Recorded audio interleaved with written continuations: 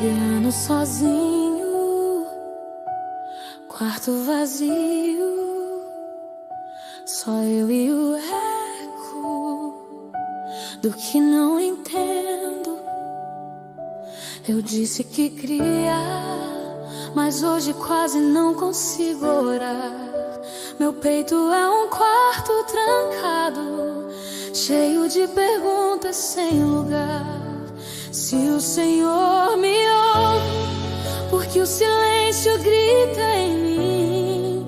Já cantei de fé pros outros, mas pros meus medos digo que no fim eu caio de joelhos entre cacos de promessas no chão, e baixinho faço força pra chamar teu nome em meio à condição.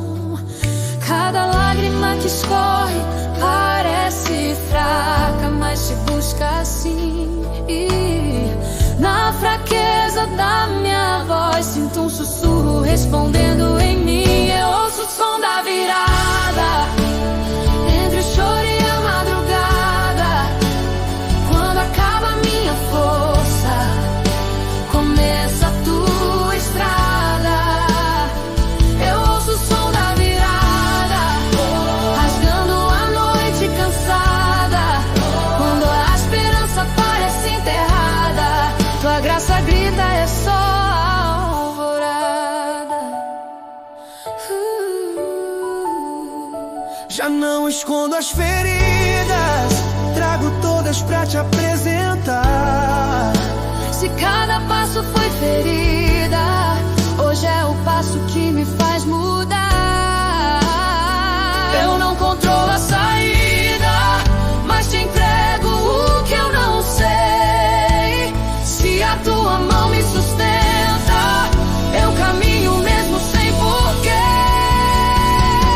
Eu ouço o som da virada entre o choro e a madrugada.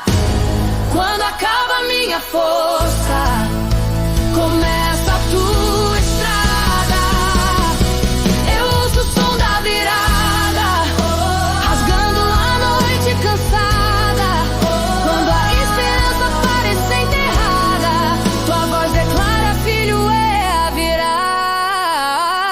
Eu ouço o som da virada, história da madrugada. Quando acaba a minha força, começa a tua estrada. Eu ouço o som da virada, rasgando a noite cansada.